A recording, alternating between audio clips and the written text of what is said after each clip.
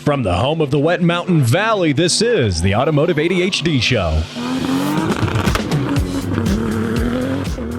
And here we are rocking it on the Automotive ADHD Show. It's heard around the world as a podcast, but also right here in the Wet Mountain Valley on 91.7 KLZR. Matt West here, hanging out with you on a Saturday morning, talking about cars. You have tuned into the correct car show, also by default the only car show here on this radio station. But you know what? That means it's a win. Now, I've got a lot of fun stuff here to talk about. We've got a pretty packed show. We're going to talk a little bit about how a Daytona and Superbird are being rescued after Hurricane Ian. And should you try to save a flood-damaged car? It brings up that question, and we're going to answer that. Also, we're going to talk about Toyota, how they have now beat Tesla to the market for making an EV pickup truck. Yes, Tesla, you know what? They've been talking about the Cybertruck. It's not been happening, and now Toyota takes it to the plate. And we'll see. It's maybe not quite a Cybertruck rival. We'll get into it. And we're also going to discuss a major legal battle win for Mustang enthusiasts. This is really cool, especially if you like one particular Mustang from the Gone in 60 Seconds franchise. We're going to hit on that. We're going to hit on all of that stuff, as well as your car sounds on this edition of the Automotive ADHD Show. Of course, if you love cars, you should love the RPM Act. I talk in great detail on the podcast about the RPM Act and how it protects motorsports, race cars, and limits the EPA's authority to do things that are bad for race cars and practically anybody who likes cars. So if you want to hear more thoughts on that, that is available on the podcast. Now, quick programming note. No show next week, and we are taking a break, taking a weekend off, because next week is not just any weekend. It is Christmas. Yeah, Christmas is happening. And on the radio station here, we're all going to be stepping back and playing some Christmas music through the holiday weekend. So that's going to be a lot of fun. Going to be able to just sit back, enjoy some time with the family. So no this show at least, next weekend, but there is going to be some fantastic programming that everyone has been working hard to put together here at the radio station. So you definitely want to stick around for that. It's going to be really good. Looking forward to Christmas. I've got my automotive wish list put together, and I don't know, hopefully Santa sees it, and hopefully Santa's got the budget for some Fortunato 510 coilovers for the S2000, few other odds and ends here and there, 9 Lives Racing Time Attack wing, and a few little things. They're really cheap, definitely really cheap. So, oh man. Now, one thing I want to touch on here in the first segment of the show is something fantastic, which is it's the things that happen with the Hoonigan Gymkhana series. If you're not familiar with this, it's where the Hoonigan YouTube channel, very prominent YouTube channel with almost 5.3 million subscribers, does some fantastic stuff relating to cars. Usually hooning cars, get it? The name Hoonigan. And every year they do something absolutely ridiculous. They do all sorts of crazy stunt driving with some of the highest performance purpose-built race cars you can find. And this year is no different. In the past, they've had Ken Block racing his all-wheel drive Mustang up Pikes Peak. And as you know, I like to do a lot of coverage surrounding Pikes Peak. I go out and attend the race, interview the drivers. One exclusive thing you get on this radio show that you don't really get in other places. So I enjoy being able to provide that for you. But I digress. So every year, Hoonigan comes out with a new video, usually a different driver doing something absolutely bonkers. And this year is by no means no different, because this year they just posted a video a couple days back from Travis Pastrana. He's the driver, and he goes absolutely nuts with a 862 horsepower Subaru wagon. Yeah, it's not just any ordinary Subaru wagon. It's a little different. This one's it's called the Family Huckster, and it's all-wheel drive, 862 horsepower, and it has active aero. And it's got these crazy like flaps that'll come up at different speeds all over the car. It's not just an active wing or an active splitter. It's all over the entire car. Cool, crazy digital dash cluster, totally custom one-up. It's a really cool car, and it looks like an old family sedan with, a wide body kit, some big wheels and tires. You can tell it's not normal. But the thing is, these videos, these Gymkhana videos are just, they're getting absolutely out of hand. I remember some of the first ones in the early days of the internet. These became very popular. I should say not the internet, but in the early days of YouTube, these became popular because, this has never happened on YouTube. It would be a guy in a race car hooning it around a street. Who knows if it was actually legal or not? Well, they progressed to the point where they had the funding and the resources to actually have the police close off sections of road, and they would post a crazy video of someone doing totally awesome stunt driving through the streets of whatever town, usually in, say, California or whatever. Well, this year, it's just out of hand. Okay, so let me list off all the things here that they have. And I'm just looking at the video kind of here as I'm telling you this because it's hard to tell you over radio, but the stunt driving has become absolutely nuts. Like, okay, just having a fast car and drifting it through the streets, that's not enough to get you clicks on the internet anymore. No, sirree. No, it's not. You got to do crazy stuff. So one thing they do, they jump the car and then slide it like a skateboard on a set of concrete barriers, like a skateboard trick, except with an entire car. Then there's lots of copious drifting and donuts and figure eights in the streets. At this point, that's all just filler, because what happens next is they continue to drive this car, in which they drifted around a monster truck that's doing a wheel stand, and then they go from there and cut to a scene where they're driving across a bridge, and suddenly a fighter jet appears. A jet appears, you get the visual from the jet, he's flying next to the car as it's driving on the bridge, gives him a thumbs up, keeps going, then they jump the car over a section of bridge, and then, right? I keep saying this, but it gets even more intense because they jump it over another section of bridge that is missing, and hovering in the middle part of the bridge that's missing is a helicopter. So then they jump the car over the hovering helicopter, and then they keep going, in which they, and I'm paraphrasing here, this is like a 10-minute video of just absolute automotive carnage and precision driving. Incredible stuff. Lots of other scenes. Then they decide to hydroplane the car and skip it like a rock across a pond. They drive it really fast, jump it, bounce off of the pond, and literally hydroplane across the pond because the car has a flat bottom for aerodynamics. Meanwhile, never stopping for, like an actual tire change. They've smoked so many tires that I wonder how many tires it actually took to put together this film on just absolute automotive madness. They finish off the scene with the driver going to an open area where there's another helicopter hovering. He does donuts around the bottom of where the helicopter's hovering, and then gets out of the car, grabs onto the bottom of the helicopter, and then it lifts off, taking him with it. I mean, it took me how many minutes here to explain this to you? Because this is my point.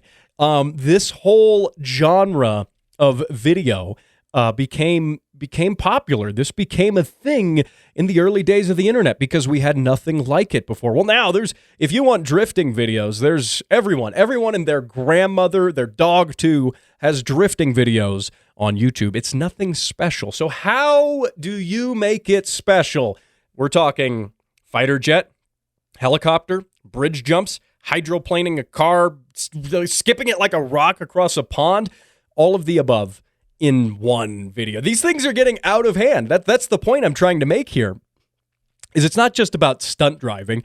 It's about making this as absolutely ridiculous as possible. Like, how can we make it more crazy? They probably spend the entire year scheming, what's our next one going to be? How do we one-up ourselves on the previous one?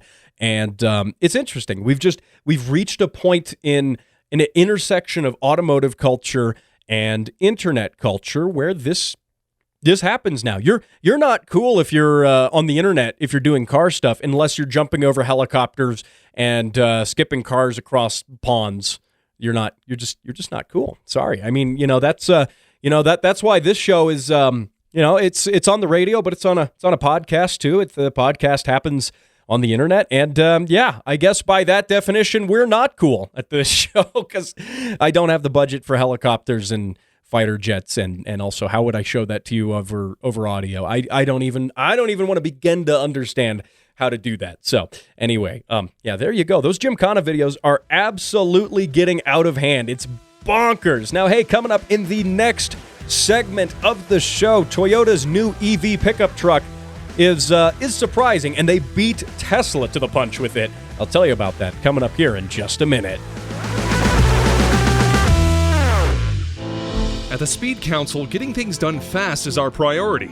We do everything fast, from driving, working, sleeping, and eating. Someone help, he's choking! This is Tim. Hello. And by the time this ad is over, he'll have bicycled across the earth 69 times. Nice. Even if our name sounds unfamiliar, you know our work. F1? Pfft, child's play. The world's first supersonic jet? Yup, that was us. Apollo 11? Also us. The fastest animal in the sea? Hell, we even wrote the Wikipedia article. Fast. And we're so dedicated to speed that we've genetically engineered the world's first hyperspeed speed machine. With this scientific breakthrough, you can interact with and download your favorite automotive podcast a whole day early. How's that for fast? Learn more at facebook.com/automotiveadhd. This message approved by the Speed Council and the Church of Fast Things.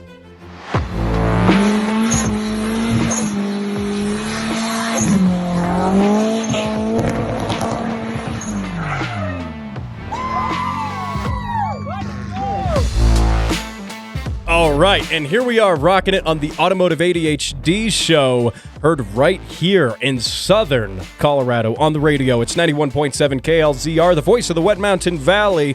Matt West here, hanging out with you, talking cars on a Saturday. What better things can you talk about on a Saturday? Those car sounds were sent in by Aaron. That was him doing some amazing wedding donuts. One of my favorite sound clips that has been sent in to me.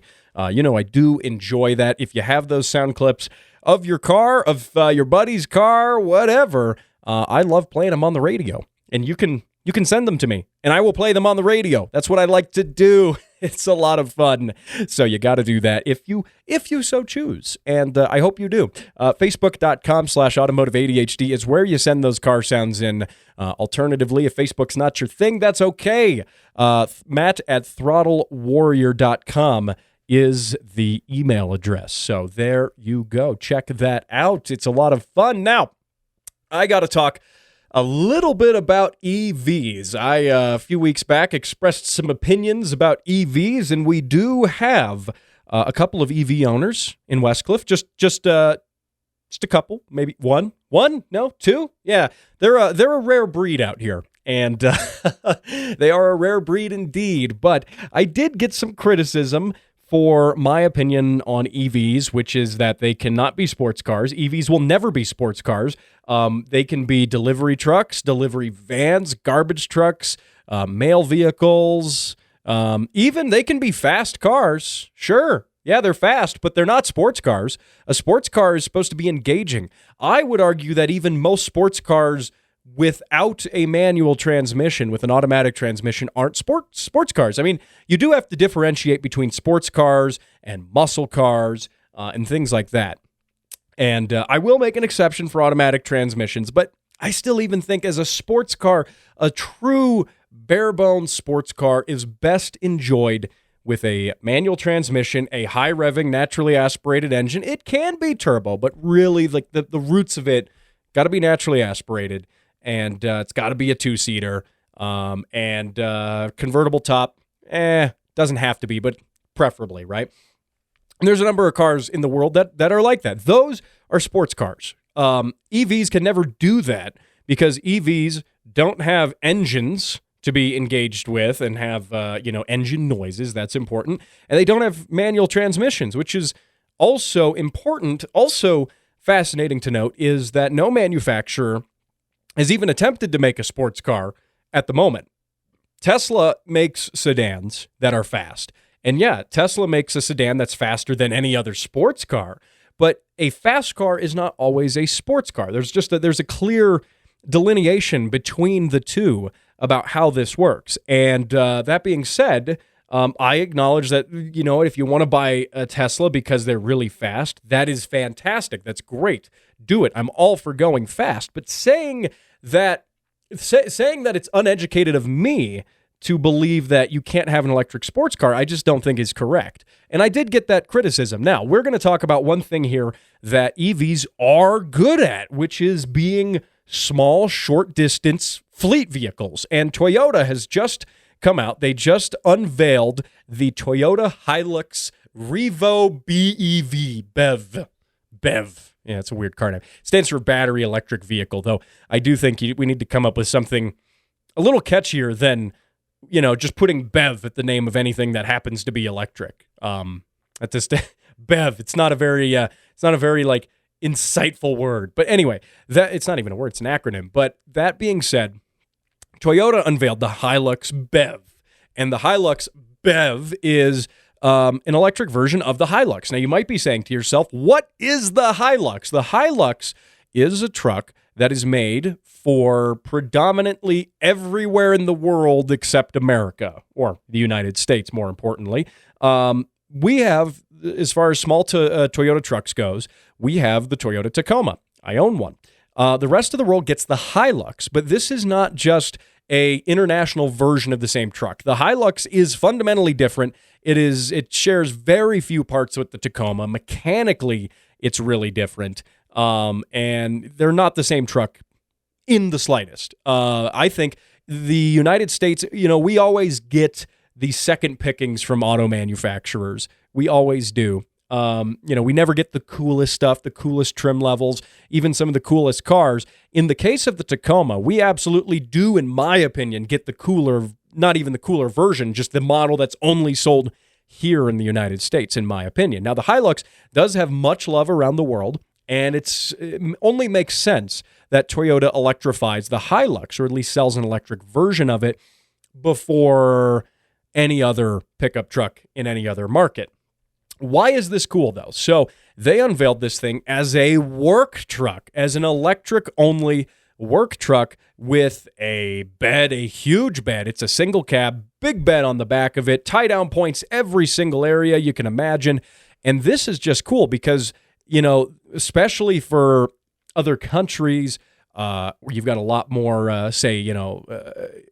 agriculture industry going on in a lot of Asian countries as far as rice goes and other things. These are the perfect vehicles. When you look at, all of the stuff that happens in these other countries, be it Thailand, be it Vietnam, be it wherever, anyone doing the work these days has a little small pickup truck. And this is perfect for it because what do you have? Say if you're a fleet operator and you've got several work trucks that travel around the job site, and don't go very far. You're not road tripping these things, and every night you're also parking them there. Guess what? You're charging them there too. Or you're a fleet operator at a facility. Say you've got a single facility. You don't move job sites very often, but you still need trucks to move things around your site. This is perfect because, with a gas truck, you have to keep gas on hand if you want to fill it at your work site, or wherever your company is, your plant, whatever you're doing, right? Your farm. For instance, too. I can relate it to that. Your farm, your ranch. Well, you got to keep gas on hand and then fill it up, or you got to take it into town to go fill it up. This thing is a little farm truck, a little work truck is ideal because you can plug it in, charge it on your ranch, charge it on your farm, charge it on your job site, and it's always ready to go in the morning. You don't have to worry about, quote, range anxiety. You're not going anywhere with it. You're using it to move things around in a small location. And this is particularly a good idea. This is the same argument I made a few weeks back when I talked about the United States Postal Service mail truck, and then also how Amazon is going to electric delivery vehicles in some markets. So the United States Postal Service in inner city post offices, really, in my opinion, I'm a big car guy. I love V8s. I love gas engines. I love all those things. But in my opinion, in city centers, where you're driving 5 feet, stopping, driving 5 feet, stopping, driving 5 feet, stopping again, it makes a lot more sense to have an electric vehicle do that task, especially if you park that electric vehicle at your, wherever you have your vehicle fleet at any time. That makes a whole lot of sense.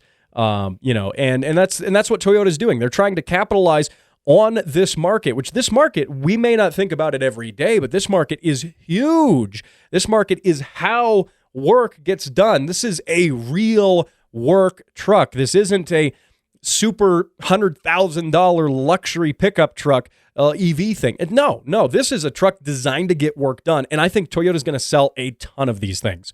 Maybe not right away, but I think they're going to sell a ton of them. It just makes sense. And so now I can say, tongue firmly planted in cheek, that Toyota is beating Tesla to having an electric pickup. This is not the same type of electric pickup. It's not a luxury vehicle. This is a real pickup truck, and Toyota did it first.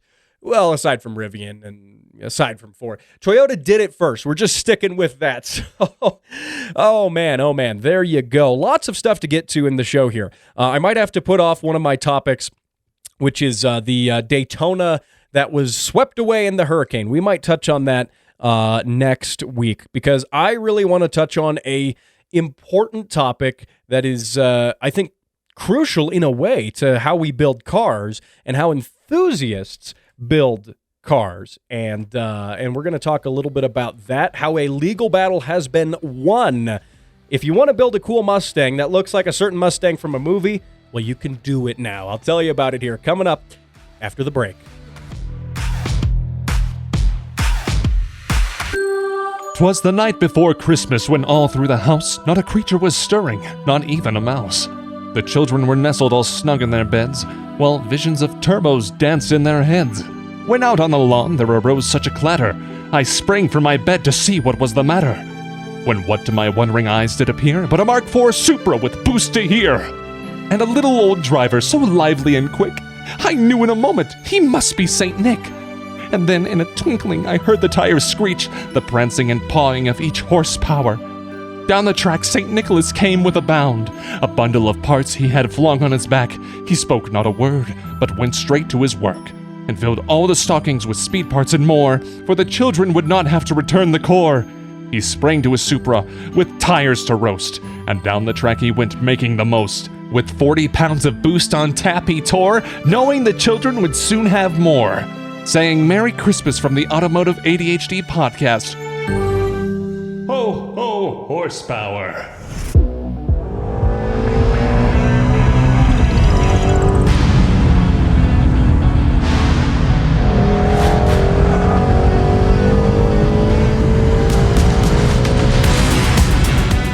And here we are, rocking it for the third half of the Automotive ADHD show, right here on 91.7 KLZR, voice of the Wet Mountain Valley. Matt West here, hanging out with you on a Saturday, the best day to talk about cars. Those car sounds came from Steph and his new to him Shelby GT 350. That is the cool one, by the way. That's a 2016.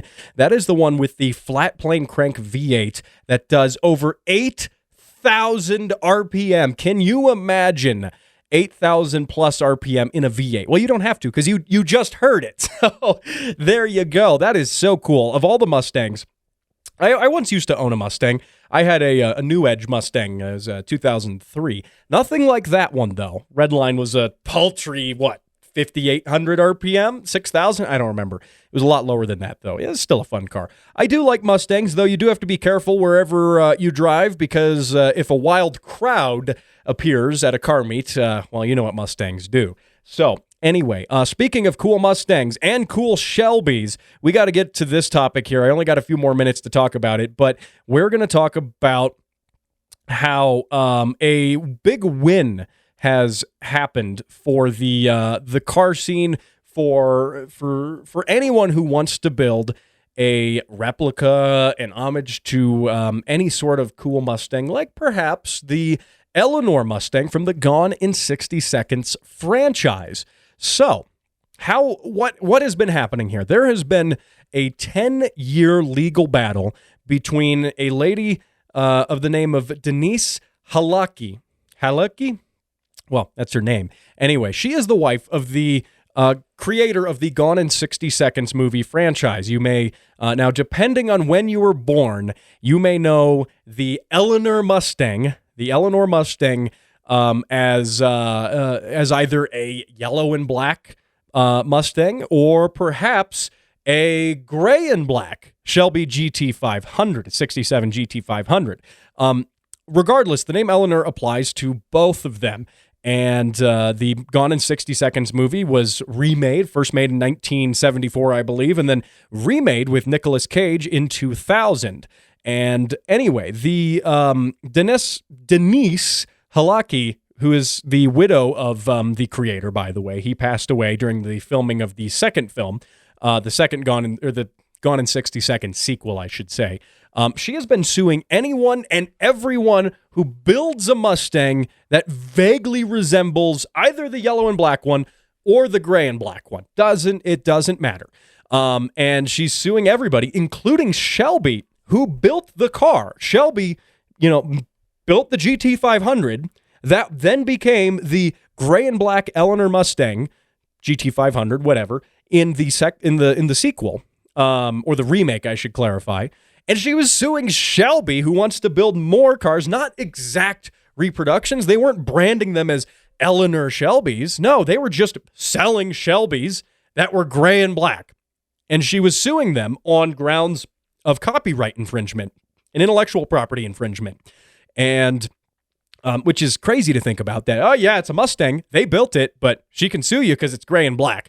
And she did this whole lawsuit on the premise that the Mustang was a character, that Eleanor is a character in the film.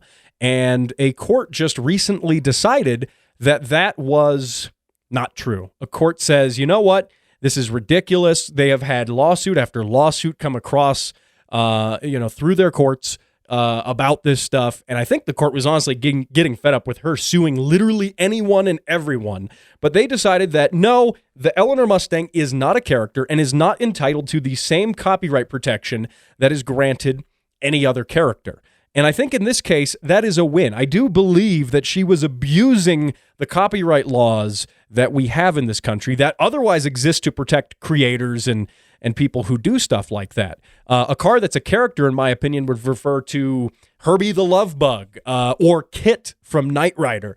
Now, a vehicle like, say, Paul Walker's Skyline in the Fast and Furious franchise, or the Trans Am from Smokey and the Bandit, while they are integral to the story, that does not count, in my opinion. They're not characters. Yes, they're integral to the story. They may be, protected in terms of the film. You can't say I'm selling one from the film or in reproduction of the film one with the logo on it, whatever.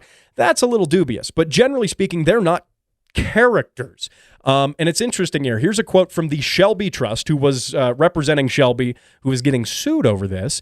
They say, Ms. Halaki's longstanding practice of trying to extract money from Shelby GT500 manufacturers and car owners based on non-existent copyright is now at an end. They seem to be, that's the end of the quote there. They seem to be pretty happy about that. Because the thing is, this lady was also suing, like I said, not just big companies, not just Shelby, who weirdly enough makes the car that she's claiming copyright to. She was also suing individual owners. Yes, if you bought a car that looked like Eleanor, or even this was your own car that you built to be an Eleanor tribute, but you never called it Eleanor, but it was a tribute. You liked the movie. You wanted to build the car from the movie. She was suing individual owners for this. One big one was the B is for Build YouTuber, another multi-million subscriber YouTuber who does car builds. He was building a tribute car that looked like it. He never even got to the point of the paint stage or anything. And he built it on a Mustang S550 chassis, which is a new one. And he made it look a lot like a 67 GT500. Her legal foundation literally seized his car, if you can believe that. It's incredible. So all of this is coming to an end. That's a good thing if you're a Mustang fan, if you like building Mustangs that look cool, if you like looking at cool Mustangs. There you go. So this is a win. Now, hey, I got to wrap up the show here. Merry Christmas. No show next week. Taking a week off to celebrate the holiday. I hope you have a fantastic Christmas, and I'll see you next year.